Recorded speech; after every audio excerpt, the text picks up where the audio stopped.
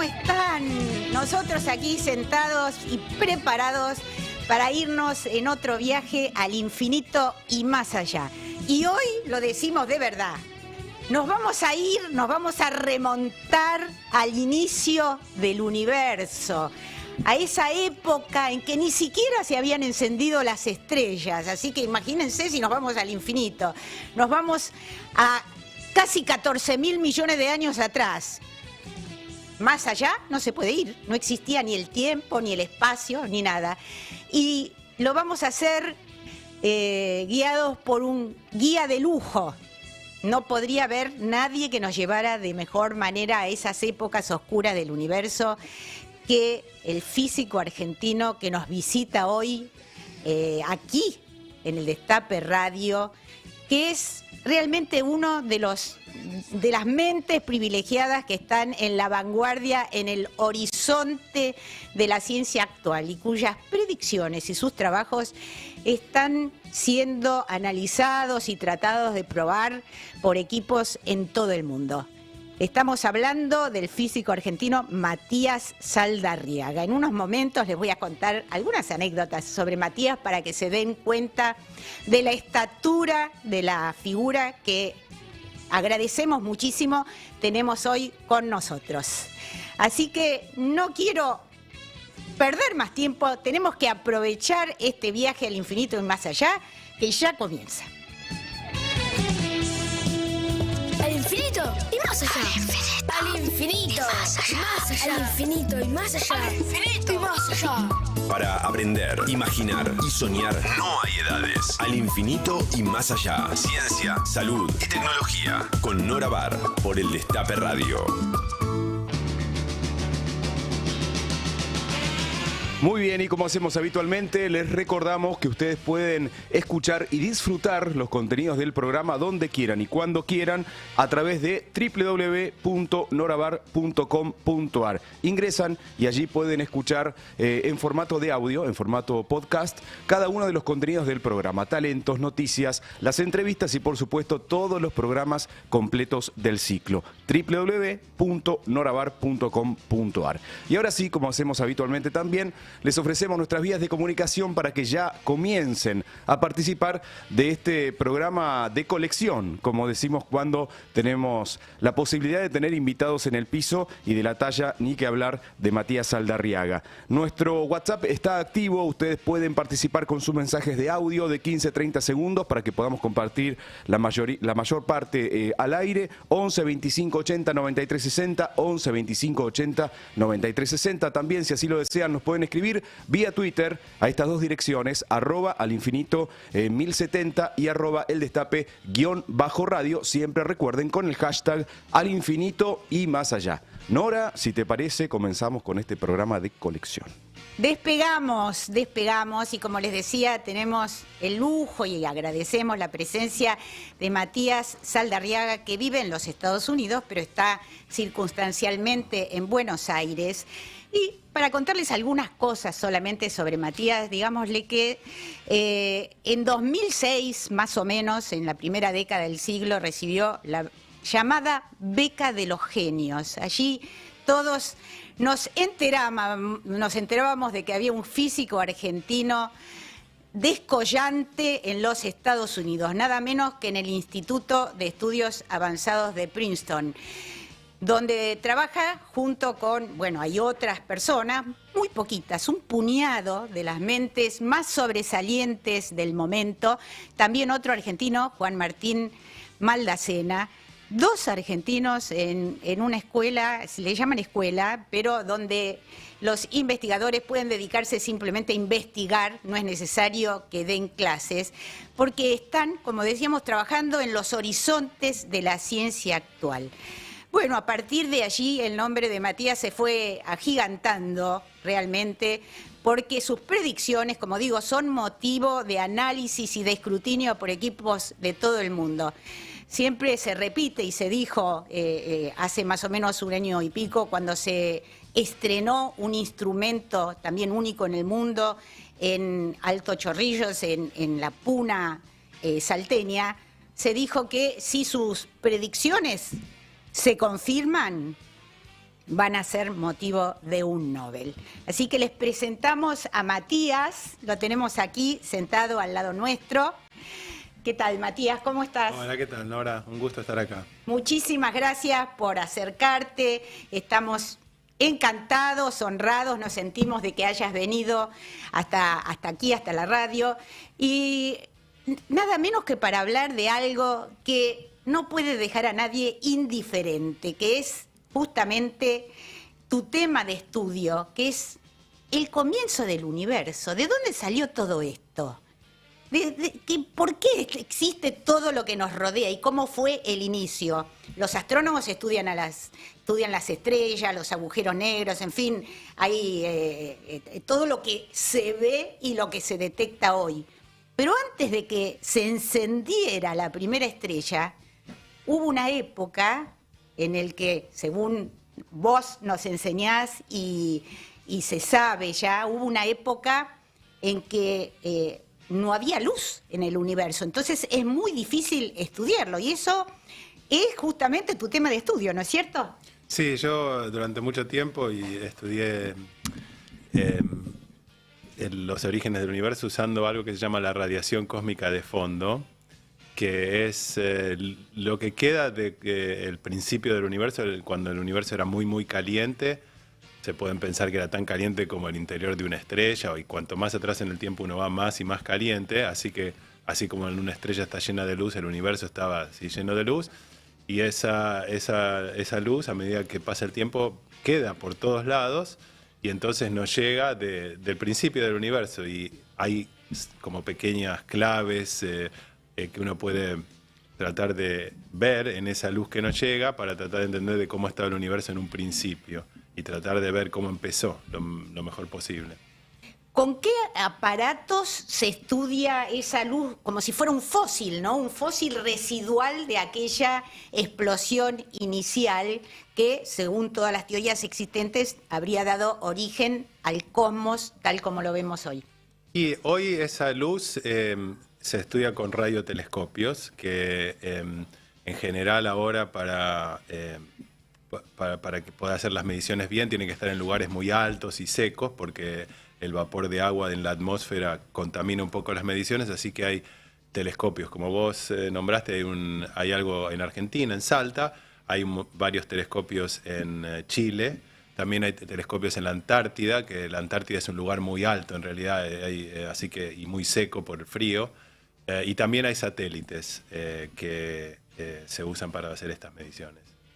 ¿Y ¿cuándo es esa época inicial? Recuerdo alguna vez de habernos encontrado, vos venís recurrentemente a la Argentina, así que tuvimos oportunidad de entrevistarte varias veces y como anticipamos, hace 2 años más o menos, te otorgaron el doctorado honoris causa de la UBA, el primer graduado de la UBA que recibe un doctorado honoris causa, porque Matías se graduó en la Universidad de Buenos Aires antes de irse a trabajar al exterior. ¿En qué lapso ocurrió esa época inicial de la cual ustedes quieren encontrar los rastros, las huellas, el eco de esa explosión inicial? Esta luz, esta radiación cósmica de fondo, estaba desde un principio, desde las primeras pequeñísimas fracciones de segundo después del Big Bang ya estaba esta luz. Pero en ese momento esa luz, el universo era tan chico que esa luz no podía moverse mucho porque enseguida chocaba con los electrones que estaban en todos lados. Y entonces el universo era como opaco, era como una neblina que la luz esa no podía viajar. Pero cuando llegamos a la época de 380.000 años después del Big Bang, el universo se vuelve transparente para esa luz y esa luz puede viajar sin que nada la moleste y no llega a nuestros telescopios. Así que cuando la miramos vemos como una foto de cómo estaba el universo 380.000 años después del Big Bang, pero la luz en sí empezó muchísimo antes, del principio.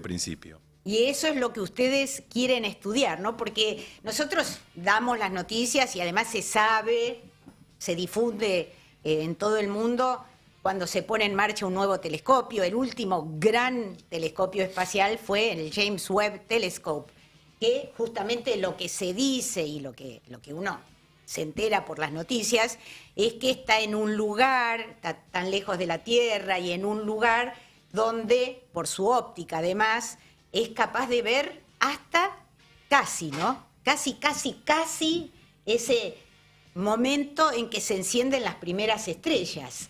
Con telescopios como esos, ¿no se puede entonces llegar a ver ese instante inicial que es como si fuera un bebé que está recién abriendo los ojos? Claro, porque tardó bastante tiempo en formarse las primeras estrellas. Así que el telescopio Webb, que puede ver las primeras galaxias, las primeras estrellas, ve el universo cuando tenía 1 billón de años, o 1.000 millones de años en Argentina. Mientras que esto es 380.000 años, mucho antes, la radiación cósmica de fondo. Durante todo el principio del universo no había galaxias, no había estrellas. Era, en cierto sentido, un universo mucho más aburrido que el que vemos hoy. Estas empezaron a aprender y las cosas empezaron... Tardó tiempo la gravedad en formar cosas, en formar galaxias, en formar estrellas. El universo empezó aburrido, digamos. Era como una... Siempre se habla de una sopa primordial, ¿no? Como una mezcolanza de partículas, algo Una así. mezcolanza de partículas que en todos los lugares había casi la misma cantidad, como si uno pensara la materia del universo como el aire en un cuarto que está distribuido en todos lados. Uno puede respirar en un lado, en otro lado, siempre hay más o menos la misma cantidad de aire. Pero hoy el universo no es así, las cosas se acumularon hay el espacio, digamos, afuera de la estrella, de la Tierra, está casi vacío. Las cosas se forman estrellas, como grumos, galaxias, como claro, grumos, como ¿no? grumos que se van formando. Eso tardó un tiempo. La fuerza de la gravedad hizo que pasara de algo así medio aburrido como el aire en un cuarto a formarse todo grumos y pequeños lugares donde está todo, digamos, donde pasa la acción, digamos. Y ahí pueden pasar cosas más interesantes, se forman estrellas, agujeros negros, planetas, vida. Todo eso se forma en estos lugares, estas concentraciones. ¿Y por qué es importante estudiar ese instante, de esas primeras instantes del universo? ¿Por qué? ¿Por qué es tan importante? ¿Incide en lo que pasó después? Bueno, claro, incide en lo que pasó después. Igual ¿por qué es importante? Depende para quién. O sea, son ese tipo de preguntas que ¿quién no se hace la pregunta de dónde venimos, a dónde vamos? ¿Por qué es importante esa pregunta? Y no sé, es una pregunta que nos surge a todos. Es muy difícil agarrar algo y preguntarle cómo empezó y vas un pedacito, unos pasos para atrás y de vuelta te lo volvés a preguntar y tratás de llegar lo más atrás posible. Es difícil no hacerse esa pregunta. Claro, pero quiero decir de eso que ocurrió en los primeros instantes, cuando ustedes logren realmente probar, analizar y entender lo que ocurrió en esos primeros instantes, sobre lo que ya hay hipótesis, ¿no? ¿Eso puede cambiar lo que vino después o puede cambiar el futuro del universo? Yo creo que el futuro del universo, si quisiera estudiar el futuro del universo, lo mejor que uno tiene que hacer es medir cómo está el universo ahora y a partir de lo que sea, porque siempre es más fácil medir las cosas que están cerca de uno. Entonces, caracterizar el universo hoy lo mejor posible para ver para adelante qué es lo que va a pasar. Pero sí es cierto que si queremos entender por qué el universo llegó a ser como está hoy, claramente esa historia depende un montón de cómo empezó. El universo no se olvidó de cómo empezó. Hay sistemas que se olvidan. Uno revuelve, no sé, un azúcar en el café y al rato después que se disolvió, no importa si era una cucharita, un terrón de azúcar, qué clase de azúcar era, se olvidó del principio. El universo no se olvida del principio. Todavía hay fósiles que podemos encontrar y cómo son las galaxias, cómo están distribuidas, dependen de las cosas que pasaron en esos principios. Y para estudiar esa parte tan extraña del universo, porque es bien distinta de cómo es en la actualidad, ¿sirven las teorías como por ejemplo la teoría de la relatividad, las teorías con las que se cuenta en la actualidad para estudiar momentos en que era radicalmente diferente el universo? Sí, son fundamentales. De hecho, uno de los misterios, yo diría, más grandes, del universo en el que vivimos es el hecho de que las leyes de la física, primero que se pueden ser formuladas usando matemática, el universo parece seguir leyes de fórmulas, digamos. Y no solo eso, sino que las mismas leyes que descubrimos acá se aplican a cómo funcionan las estrellas, cómo funcionan las galaxias, en el pasado del universo. Siempre que tratamos de ver si las leyes que medimos en el laboratorio son distintas, hasta ahora nunca hemos encontrado ninguna evidencia de que en otros lados las cosas se comporten distinto. Y el universo es gigantesco y es viejísimo, para la escala humana es totalmente impensable. Y sin embargo, todo parece funcionar igual que funciona acá en la Tierra. ¿Por qué es así? Es un misterio, pero bueno, es lo que nosotros usamos para poder entender lo que pasaba para atrás. Si cada estrella que miráramos fuera totalmente distinta, siguiera lo que se le ocurre, como no podemos ir hasta esa estrella para hacer nada, estaríamos como sonados, no podríamos descubrir nada, no podríamos entender nada. Y una de las cosas de las que muchas veces, para aficionados como uno, o legos, ¿no?, de las que se escucha hablar, y es uno de los grandes todavía misterios irresueltos de la cosmología, es el de la materia oscura, ¿no? Materia radicalmente diferente de la que vemos, pero que sin embargo, paradójicamente, sería la mayor parte del universo. ¿Eso incide también en esos primeros momentos del universo? Sí, o sea, es muy importante. De hecho, si uno se pregunta hoy las cosas que sabemos de la materia oscura, ¿de dónde las sabemos? ¿Qué son las mediciones que nos dicen, por ejemplo, de manera más precisa cuánta materia oscura hay?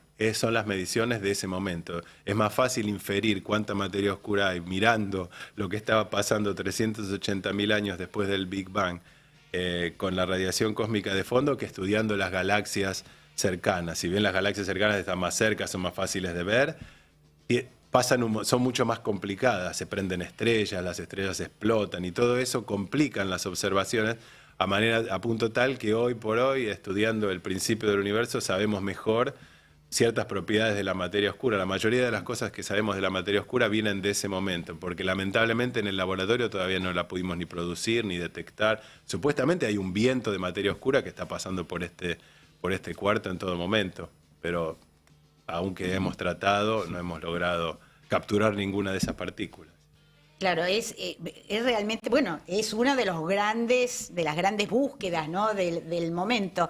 Ahora, también otra de las cosas que muchas veces se dice, estudiando los agujeros negros, que son verdaderamente extraños, porque en el interior en la singularidad que hay en el interior de los agujeros negros, se dice que dejan de valer nuestras teorías físicas, ¿no? Y también hay quienes dicen, bueno, ¿no habrá surgido todo nuestro universo? ¿No será el reverso de un agujero negro? ¿Vos qué opinás de eso? Y podría ser, son ideas, ¿no? La cosmología llega como todo, ¿no? Vamos para atrás, cada vez medimos menos cosas, cada vez estamos como en un pantano con no sé, arenas movedizas cada vez mayores, así que hay más posibilidad de inventar cosas que parecen un poco más, digamos, no sé, alocadas o que con cada vez menos evidencia. Cuando uno habla con cada vez menos evidencia, y bueno, todas esas son posibilidades, son cosas que uno podría encontrar, podría agarrar las ecuaciones, esto que les digo como la teoría de la relatividad general, que se aplican a nuestro universo, y encontrar soluciones ahí adentro donde nuestro universo está relacionado o es en cierta manera parecido a un agujero negro, cosas de ese estilo pueden ser. Ahora, la pregunta siempre es, ¿eso lo sabemos? ¿Es una posibilidad? ¿Cómo hacemos para distinguir esa alternativa de alguna otra alternativa? Ahí es donde se vuelve todo un poco más difícil y tarda tiempo, porque es difícil medir cosas. Al final nosotros queremos medir algo que nos muestre que estamos en el buen camino, ¿no? Claro, vos me vas a corregir si no es correcto, pero justamente la diferencia entre los dos campos que estudian nuestros físicos en el Instituto de Estudios Avanzados de Princeton, que como decíamos es realmente un reducto de élite, donde solo, digamos, tienen lugar los científicos que han hecho aportes muy descollantes. Bueno, para contar que allí trabajó Einstein, por poner un cliché un poco, pero bueno, da la magnitud del trabajo que se hace. Además, es un grupo reducido de personas, aunque llegan siempre científicos invitados, pero los que están radicados allí, trabajan continuamente en el Instituto de Estudios Avanzados de Princeton, como digo, abordan los temas bien de vanguardia. Y la diferencia es que en un caso, la teoría de cuerdas, todavía no se encontraron formas de probarlas experimentalmente.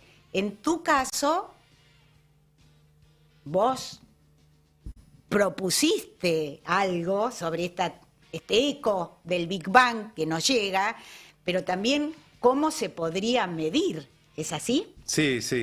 Una de las cosas que yo hice es mostrar la manera en que usando unas ciertas propiedades de la radiación cósmica de fondo podríamos inferir cosas que estaban pasando mucho antes de estos 380.000 años después del Big Bang, sino del principio. Es posible que el universo esté lleno de algo que llamamos ondas gravitacionales, que sería un fósil que nos encantaría encontrar del principio del origen del universo. Y yo lo que hice fue mostrar la manera de darse cuenta si el universo está lleno de esas ondas gravitacionales o no, estudiando esta radiación cósmica de fondo, y a raíz de ahí, muchos experimentos. Esto yo lo hice hace bastante tiempo, ¿no? Alrededor del año 1998, o sea, hace un montón de tiempo. Para que tengamos idea del tiempo que llevan las cosas en la ciencia, ¿no? Uno, como periodista, da el título después.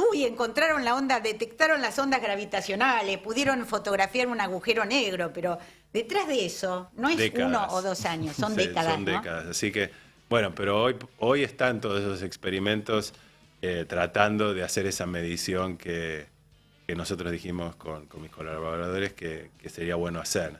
Llevó tiempo, pero los experimentos ahora están.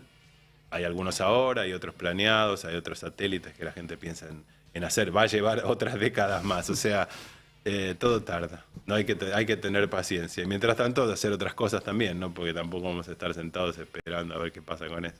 Claro, pero bueno, la ansiedad debe estar, ahora que hay ya varios proyectos en marcha, y al que apuestan mucho, porque no es que un proyecto uno lo puede hacer, son a veces miles de millones de dólares en la construcción de instrumentos específicos, instalaciones, observatorios, y ninguna agencia científica se va a embarcar en poner todo ese dinero en algo de lo que piensa que no hay ninguna posibilidad de encontrarlo. O sea, si lo hacen y están invirtiendo es porque hay altas chances de que se pueda encontrar, ¿no? Bueno, altas chances no se sabe. La naturaleza hace lo que quiere, no lo que nosotros... pasa lo que tiene que pasar, no lo que nosotros queremos. Pero sí, claramente el tema es que no hay tantos fósiles del principio del universo. Este es un fósil que podría existir, lo podríamos detectar.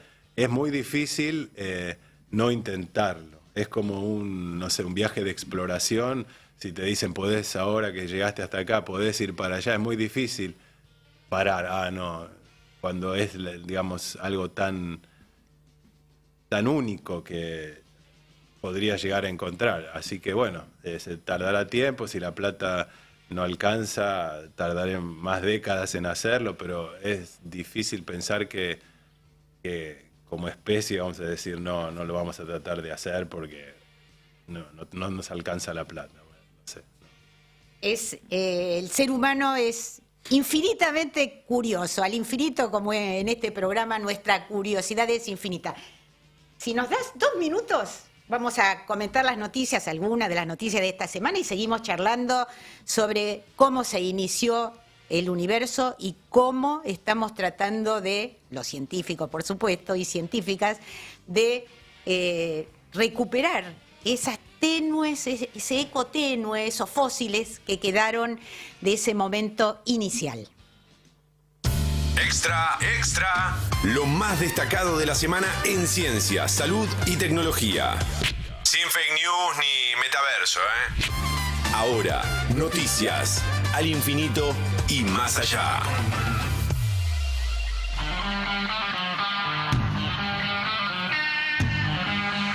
Nora, descubren que los padres también pueden ser la causa del síndrome de alcoholismo fetal y deben vigilar lo que beben antes de la gestación. Así es, siempre nos concentramos en las madres, pero la idea de que el consumo de alcohol de un padre antes de la concepción tiene impacto en la descendencia, aunque parezca descabellada, hay estudios recientes que encontraron que los bebés cuyos padres bebían tenían mayor riesgo de sufrir distintos problemas de salud. Por ejemplo, un estudio observacional realizado en China en 2021 entre más de 500.000 de parejas encontró que el riesgo de defectos congénitos, incluidas enfermedades cardíacas y anomalías del tracto digestivo, era mayor si el padre era un bebedor consuetudinario antes de la concepción, incluso aunque la madre no bebiera. Y otro estudio poblacional también en ese país mostró que los bebés cuyos padres bebían más de 50 mililitros por día tenían casi 3 veces más probabilidades de tener un defecto cardíaco. Un grupo de científicos propone un biodepósito lunar al estilo Arca de Noé como respaldo para la vida en la Tierra, Nora. Así es, la preocupación es enorme por la biodiversidad y ahora los expertos dicen que se necesitarían instalaciones fuera del alcance del colapso climático y otros eventos terrestres para salvaguardar la biodiversidad.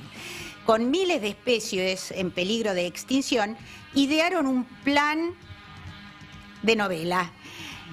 Una bóveda llena de muestras conservadas de las criaturas más importantes y en riesgo de nuestro planeta, pero que esté ubicada afuera, en la Luna. Las amenazas del cambio climático y la pérdida de hábitat superaron nuestra capacidad de proteger las especies en sus hábitats naturales, lo que requiere medidas urgentes, dijeron los científicos consultados por el diario británico The Guardian. Un biodepósito de células preservadas y el ADN crucial que contienen podría usarse para mejorar la diversidad genética en pequeñas poblaciones que están en peligro crítico de extinción o para clonar y crear nuevos individuos en el peor de los casos. Todavía es preliminar, pero un análisis de sangre diagnostica con precisión el Alzheimer el 90% de las veces. Sí, este es un estudio esperanzador, porque hasta ahora no hay estudios muy concluyentes. Los resultados se presentaron en la última conferencia internacional de la Asociación de Alzheimer en Filadelfia. Son el último hito en la búsqueda de formas accesibles de diagnosticar la enfermedad. Los especialistas en demencia, que utilizaron métodos estándar que no incluían costosas exploraciones por tomografía de emisión por positrones ni punciones lumbares, que son muy invasivas, tuvieron precisión el 73% de las veces, mientras que los médicos de atención primaria que utilizaron esos métodos acertaron solo el 61% de las veces. La nueva investigación se realizó en Suecia y los expertos advirtieron que para su uso en otros países debían confirmar los resultados en una población internacional diversa. El Alzheimer es una enfermedad que afecta a casi 7 millones de norteamericanos y a más de 32 millones de personas en todo el mundo, y pensemos que en nuestros países está bastante subdiagnosticado.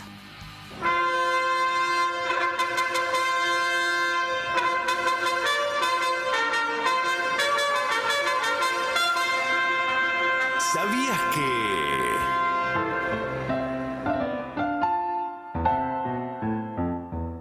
¿Sabías que las estrellas nacen, viven y mueren? Algunas se apagan lentamente, otras entre espectaculares fuegos de artificio. Las luces que vemos en las noches oscuras son parte de un ciclo natural que se cumple puntualmente en todo el universo. En Historia de las Estrellas, de Editorial Capital Intelectual, Mariano Rivas nos cuenta cómo llegamos a conocerlo, los seres humanos que habitamos este planeta perdido en la inmensidad. De qué manera, desde que el primer homínido levantó su vista al cielo, hasta el telescopio Hubble y los primeros pasos de la exploración espacial, físicos y astrónomos pudieron entender la naturaleza de esas verdaderas máquinas cósmicas que mantienen en funcionamiento nuestro mundo. Una trama que desafía nuestra capacidad de asombro. No te vayas, ya seguimos disparados al infinito y más allá.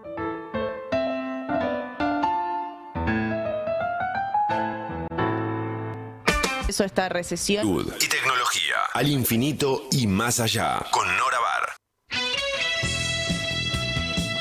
Abrimos de esta manera el segundo bloque en Al Infinito y Más Allá. Recordá que estamos hasta las 13 en vivo con este programa de divulgación científica. Nos podés seguir a través de todas las plataformas del Destape, por supuesto a través de la M1070, a través de TDA, del canal número 20 de Telecentro y por supuesto también a través de la transmisión del canal de YouTube del Destape. Y si además querés volver a escuchar y disfrutar alguno de los segmentos del programa, lo podés hacer en formato de audio o podcast a través de www.norabar.com.ar. Recordá que ahí tenés talentos excepcionales, noticias, cada una de las entrevistas y todos los programas completos del ciclo. Muchas gracias por estar del otro lado, participando sobre todo con sus mensajes. Los leemos también a través del chat de YouTube. Nora, compartimos algunos. Patricia Marcela Peirano nos dice: gracias, Nora, por compartir conocimiento, orgullosa de ser argentina con estos científicos. Argentina hasta el infinito y más allá, nos dice Martín Gilardino, programón, gracias Nora. Amalia Güell, gracias Nora, siempre tan interesantes y excelentes las entrevistas que nos ofreces. Nelly Serratore, no puedo hoy estar en el chat, pero no me pierdo este genial programa. Gracias Nora y gracias Matías. Qué orgullo nuestra gente. Yolanda Belli, buenas Nora, equipo. Qué interesante lo que está comentando Matías Saldarriaga. Cuánto desconocemos. Abrazo inmenso. Algunos de los mensajes que llegan a través del chat de YouTube y también compartimos, Flor, si sos tan amable, algunos de los oyentes que nos han llamado. Gracias Nora, gracias al Destape, gracias al científico Saldarriaga. Profundo orgullo de nuestros científicos de la UBA. Muchísimas gracias. Toda la semana esperando que llegue al infinito y más allá, como alguna vez me pasó con Cosmos de Carl Sagan. Muchísimas gracias. Soy Nélida de Montserrat. Muy bien, muchísimas gracias, Nel. Muchas gracias a todos por participar.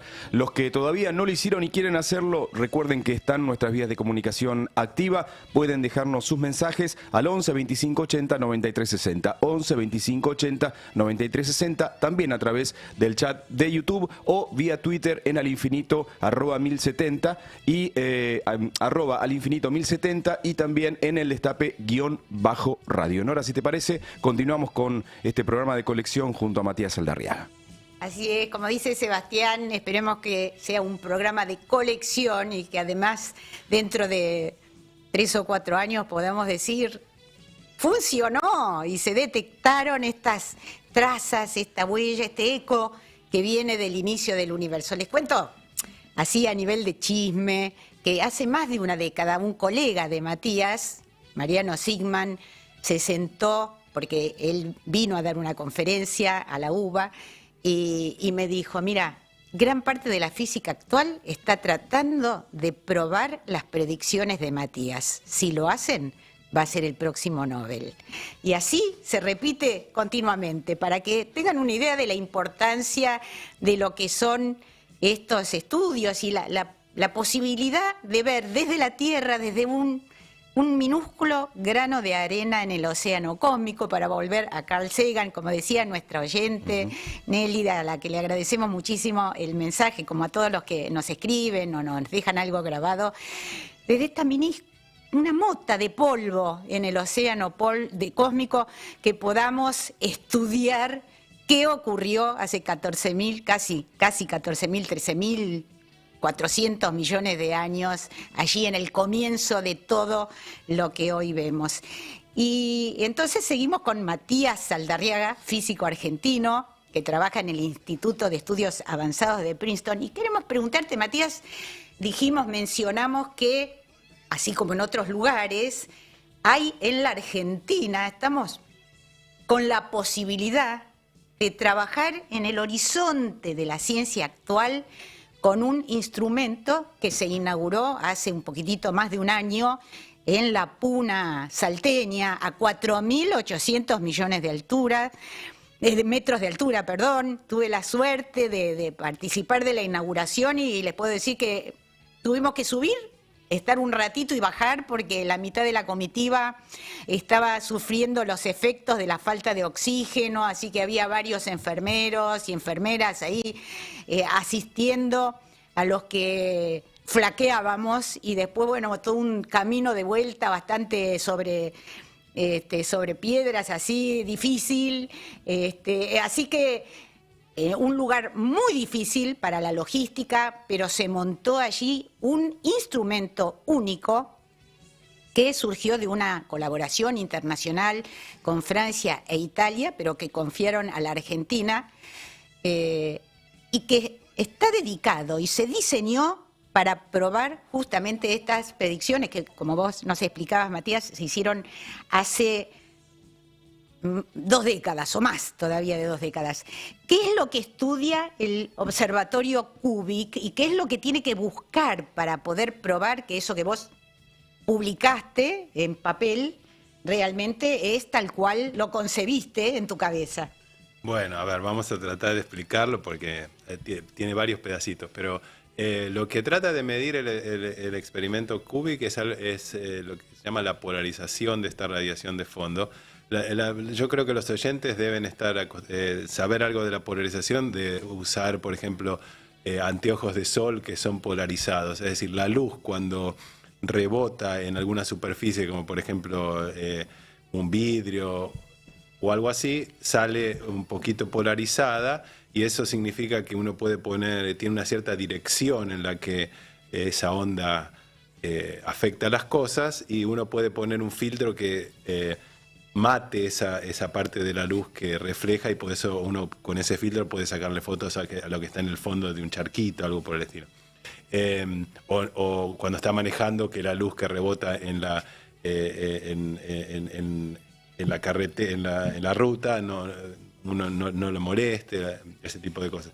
La radiación cósmica de fondo está un poquito polarizada, y la dirección de esa polarización es lo que, si nosotros la estudiamos en detalle, diría si está el universo lleno de estas ondas gravitacionales o no. Así que el telescopio CUBIC es un telescopio para medir esta polarización de la radiación de fondo en distintos colores de la luz de esta radiación de fondo, que tiene como distintos partecitas, distintos colores, y es importante medir esa polarización y también cómo depende del color para separarlo de otras cosas que podrían contaminar la señal. Esa es la parte. Cuando hablamos de luz, en realidad no es luz que podemos ver. No es luz que la podemos ver con los ojos. Nosotros le llamamos luz porque es el mismo fenómeno de ondas, pero de distinta frecuencia, como distintos colores. Uno, si expande el concepto de color aún más, las cosas, está el rojo, y las cosas que serían como más y más rojas, llega a las ondas de radio. Entonces lo llamamos a todo luz. Pero bueno, estas son ondas de radio que también están polarizadas, como la luz común del sol podría estar polarizada si se refleja en algo, y también hay distintos colores adentro de esta luz, y este experimento está tratando de medir de una manera muy innovadora tanto la polarización como depende del color adentro de estas ondas de radio, digamos, parte de esas ondas de radio. ¿Y mide también diferencias de temperatura infinitesimales? También mide diferencias de temperatura, pero la señal esta de las ondas gravitacionales está en esta parte de la polarización. Pero es mucho más fácil medir la temperatura, así que como subproducto del experimento también va a poder medir estas diferencias de temperatura de manera muy precisa también. Para que nos hagamos una idea, el instrumento que no es un instrumentito como un microscopio, es un observatorio grande, está a 4.800 más o menos metros de altura, y además hay que mantenerlo refrigerado, ¿no es cierto? Sí, estos detectores tienen que estar a temperaturas muy bajas, así que están en realidad en algo que se llama crióstato, que es un cilindro de metal absolutamente aislado o lo mejor posible aislado de afuera, digamos, y con helio y distintas maneras de irlo enfriando hasta casi muy cerca del cero absoluto de la temperatura, y ahí adentro viven estos detectores que son fabricados, digamos, como una especie de chips de computadora, pero bueno, otras tecnologías de otro tipo, pero muy fríos tienen que estar. Claro. Ahora, para aclarar, porque muchas veces dicen, uy, la Argentina es un país pobre y no puede invertir en este tipo de instrumentos o de experimentos o de proyectos. Digamos que la Argentina en este caso lo que aporta en su mayor parte, si bien hay unos pequeños gastos, pero son mínimos con respecto a lo que es el conjunto del proyecto, es que tiene la naturaleza, tiene esos cielos limpios, secos, en la Puna, tan limpios y tan secos como los chilenos, que tienen emplazados una cantidad de observatorios de la Unión Europea y de otros países. Digamos, ese es el mayor aporte, pero el aporte fundamental lo hacen Francia e Italia, que contribuyeron con el instrumento y también van a contribuir con algunos de los subsistemas logísticos, ¿no? Ahora, en este momento, ¿hay algún tipo de medición hecha? Creo que, si entiendo bien, el instrumento estuvo acá, lo empezaron a probar y ahora está en ciertos problemas de funcionamiento, así que creo que hace rato que no está tomando datos. Hubo ciertos problemas acá en Argentina que vienen no de ahora, sino que vienen del último año, digamos, y el instrumento, si entiendo bien, no está tomando datos ahora, lamentablemente. Claro, una lástima, ojalá se pueda reparar rapidísimo, digamos, porque como nos comentaba Matías, esto no es que, en ciencia no es que uno para y se queda en el mismo lugar, para y retrocede, porque en otros lugares hay otros equipos muy interesados en avanzar con estas observaciones, y lo que fue y todavía es una ventana de oportunidad para la ciencia argentina de participar en un experimento de frontera, si no se reactiva eso rápidamente, se va a perder. Y es una pérdida que se mide no solo en los resultados que uno va a obtener, que ya sean positivos o negativos, valen, porque si no se detectan van a valer estas huellas, ¿no? Estos fósiles del comienzo del universo, pero si se detectan, imagínense. Y además es la formación de recursos humanos, ¿no? Porque en este experimento se forman muchos recursos humanos, no solo en las ideas de la física teórica, sino también en las tecnologías que se utilizan, etcétera, para seguir avanzando. Claro, bueno, hacer ciencia es una manera sobre todo en estos casos, de conectarse con la punta de los avances tecnológicos, en todavía avances tecnológicos que son lo suficientemente alejados tal vez de los productos o para que sean abiertos a todos, digamos. Cualquiera puede, estas tecnologías, uno puede participar de esos experimentos y aprender cómo funcionan esos detectores, hacer pedacitos acá en Argentina. Esa es lo que hace que sea tan valioso formar gente en esa cosa, que muchas de esas personas después terminan trabajando en otras cosas, ¿no? Como en todos lados, no solo acá, sino en Estados Unidos, en todos lados. Cuando uno forma físicos, científicos, la gran mayoría termina trabajando en empresas, en distintas cosas, ¿no? Claro, o sea que, bueno, y permitime volver un poco a otro aspecto de tu vida. Vos te graduaste, como dijimos, en la UBA. Después, por la relevancia de los trabajos que ya ibas publicando, te invitaron a hacer el doctorado en el MIT, terminar, porque lo habías empezado acá, a terminar el doctorado en el MIT, o sea que conoces muy bien lo que es el sistema de enseñanza en la Argentina, conoces la enseñanza en los Estados Unidos y conoces todo lo que es la investigación en la primera línea mundial, digamos, en los lugares que están al tope de lo que es la ciencia mundial. Mirando un poco para atrás, ¿cómo ves tu formación en la Argentina y cómo fue tu llegada a Estados Unidos? ¿Te costó adaptarte? ¿Te sentiste a lo mejor en inferioridad de condiciones? No, la verdad no me sentí en inferioridad de condiciones. En parte es porque el sistema en Estados Unidos de lo que sería el estudio de grado, los chicos van a la universidad y aprenden no solo de la carrera que le interesan, por ejemplo, física en mi caso, sino que la mitad del tiempo toman materias de otro tipo. Entonces, los estudiantes de acá de Argentina, que cuando entran a la carrera de física o matemática o lo que sea, básicamente se dedican a física o al tema que sea durante 4 o 5 años, avanzaron un montón más que tal vez una persona que la mitad del tiempo estuvo tomando materias de otro tipo. Entonces, cuando yo llegué ahí, no tenía ningún problema. Mi formación estaba totalmente perfecta. Y yo creo que eso se sigue manteniendo ahora. Así que en ese momento no hay una diferencia. Después yo creo que la diferencia sí empieza a aparecer en el momento en que uno, si se va afuera, en el momento del doctorado, se pone a trabajar en un grupo de investigación, sobre todo si va a MIT o un lugar así, de punta, haciendo algo, bueno, en uno de esos lugares así topes, con otros estudiantes de todo el mundo, profesores de todo el mundo, que acá está un poco más limitado para viajar, para ver lo que está pasando, para conocer personas de cualquier lado. Ahí es como ir a jugar al Manchester City, al fútbol, están todos, digamos. Y la analogía con el fútbol es bastante parecida, yo creo. Acá los jóvenes, pero después se van a jugar a Europa. Y bueno, lo mismo me parece que pasa en la ciencia. Y vos sabés, debes estar enterado de las noticias, más allá de lo que tiene connotaciones políticas, sino a los hechos, digamos. Sabés que hay una nueva gestión y que en lo que va del año se ejecutó, no sé si tenés el número preciso, pero yo te lo comento, poco más del 2% del presupuesto que había para ciencia y que era el presupuesto del año pasado. Por supuesto, con la inflación quedó muy, muy chiquitito.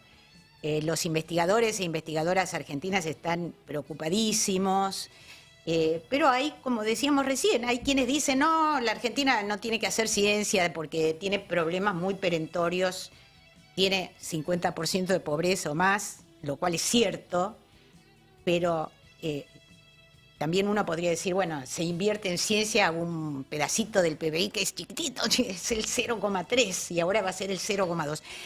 Vos que lo ves desde afuera, ¿la Argentina debería correrse al costado de estas cosas ambiciosas como son hacer satélites, trabajar en reactores, nuevos reactores nucleares, lanzadores, o hay que salvaguardar la inversión que el país hace en ciencia, por supuesto, ocupándose de todos los problemas que son ingentes, que son tremendos y que hay que resolverlos, pero salvaguardar, así como uno muchas veces cuando tiene chicos dice, bueno, está bien, no les compro muchos pares de zapatillas, no les compro muchos pares de vaqueros, pero preservo la inversión en educación. ¿Cómo te parece a vos que habría que encarar esto? Bueno, está claro que Argentina está pasando por una crisis muy grande, con lo cual las cosas están cambiando mucho. Es difícil para mí venir de afuera y decir lo que hay que hacer, no debería yo decir. De todas maneras, sí pienso que tal vez no solo salvaguardar, sino la pregunta es cómo podemos empezar a jugar en primera, ¿no? La idea no es salvaguardar, yo creo, debería ser una idea ambiciosa de cómo llegar a utilizar los recursos que hay acá, tanto capital humano, recursos como el cielo en ciertos lugares, para estar haciendo lo mejor, la punta realmente, jugar en primera, ganar el mundial, digamos. Nosotros queremos ganar el mundial, no queremos ser lo más ambiciosos posibles y tratar de convencer a la población, a los políticos, en que realmente Argentina puede jugar a ganar el mundial y que eso aportará. No es tan difícil hacer ese caso, porque si uno mira como muchas cosas de Argentina, ¿no? Si uno se compara con la mayoría de los países, entre comillas, normales, hay muchas cosas acá que son difíciles de explicar. Yo cuando me encuentro con cualquier colega mío de cualquier otro lado, si yo les empiezo a contar los detalles de las cosas de acá, parece un mundo al revés, ¿no? Lo mismo, si nosotros agarráramos cualquier país más o menos normal y copiáramos eso, no de un día para el otro, porque es un proyecto a largo plazo, y para decir, bueno, de acá a 20 años nosotros queremos que los nobles sean gente trabajando acá y que hayan hecho su trabajo en la UBA, no que se hayan formado en la UBA, sino que lo estén haciendo acá. Es la cosa que podamos competir. Habrá algunas cosas que somos un país chico, así que algunas cosas funcionan mejor, otras no tanto.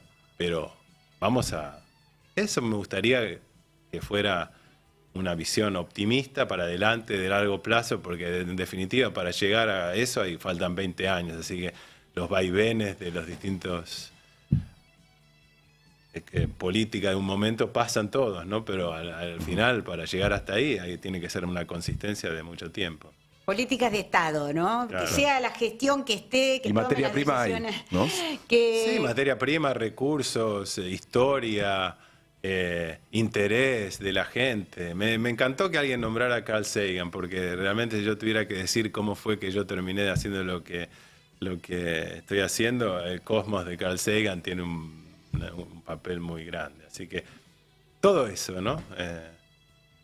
Cosmos de Carl Sagan, y según me contaste alguna vez, un profesor que tuviste en cuarto año, ¿no? Sí, también, sí, un profesor que estaba en el secundario, que trabajaba en la Comisión Nacional de Energía Atómica en ese momento, y yo supongo que también a raíz de, no sé exactamente la razón por la cual estaba también enseñando en el secundario, quiero creer que está relacionado con alguno de estos vaivenes de la economía de Argentina, ¿no? Así que yo en ese sentido, si fue por eso, me beneficiaste. Así que todas las desgracias con suerte, digamos. Nora, aprovechamos este momento de distensión antes que se nos vaya todo el tiempo y vamos a compartir algunos mensajes finales de los oyentes, no sin antes decirte, Matías, que nos acaba de escribir Lucho, que está con toda la familia. Nos da gracias nosotros por la entrevista a vos, pero nosotros tenemos que dar gracias por la presencia de Matías en el programa. Flor, comenzamos a compartir. Tenemos una pregunta, creo, para Matías y después compartimos los demás mensajes. Gracias, Flor. Muy buenos días, Nora y equipo. Soy Marcela de Flores. A mí me gustaría preguntarle al científico Matías Saldarriaga si existe un afuera del universo. ¿Y ese afuera qué es? La nada, materia oscura. Eso es lo que no puedo, lo que me desvela, es lo que dio origen. Gracias. Y yo creo que siempre no diría que no hay una afuera, porque si hubiera una afuera lo incorporaríamos a la definición del universo, que es el todo lo que hay. Tal vez una pregunta similar sería, ¿el universo que vemos alrededor nuestro sigue así? ¿Es siempre igual o hay unas partes del universo que son totalmente distintas o que podríamos considerarlas afuera, donde las leyes de la física son distintas, donde no hay galaxias, donde... No lo sabemos. Es una de esas preguntas que quisiéramos saber si podemos encontrar alguna evidencia de que lo que vemos sigue, es parecido en todos lados, se rige por las mismas normas, o hay algo muy diferente que tal vez está relacionado o no con cómo empezó la parte del universo que nosotros habitamos, digamos. Son todas esas preguntas difíciles de contestar. Claro. Flor, últimos mensajes y la despedida, por favor. Nora, buen día. Como siempre, espectacular el programa. Siempre, siempre. Saludos a todo el equipo. Guillermo de Catán. Gracias, Guillermo. Buen día, el infinito y más allá. Nora Bar y equipo, genial. Carlos de Tandil habla. Genial la entrevista de hoy, genial el entrevistado de hoy y genial es el programa. Me encanta el esfuerzo que hacen y lo lindo que lo exponen en la radio. Muchas gracias.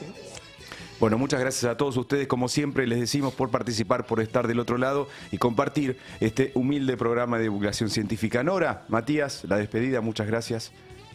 Nos tenemos que ir, ya llegamos al final de esta hora que dedicamos a recorrer las noticias, los temas más importantes en ciencia, salud y tecnología. Hoy un programa de colección y agradecemos la presencia de Matías Saldarriaga, físico argentino que está trabajando realmente en las fronteras del conocimiento. Ojalá haya sido del agrado de todos ustedes. Muchísimas gracias a nuestra operadora Florencia Trevino, a Marco Arauz en las cámaras, a Federico Pasos en redes, a Sebastián Díaz en la locución y coordinación general, a Eva Ojedavar en la producción y como siempre decimos, muchísimas gracias a ustedes que son el alma y el corazón de esta recorrida que hacemos al infinito y más allá. Los esperamos el domingo que viene a las 12 en punto con más noticias sobre ciencia, salud y tecnología. Que tengan una excelente semana.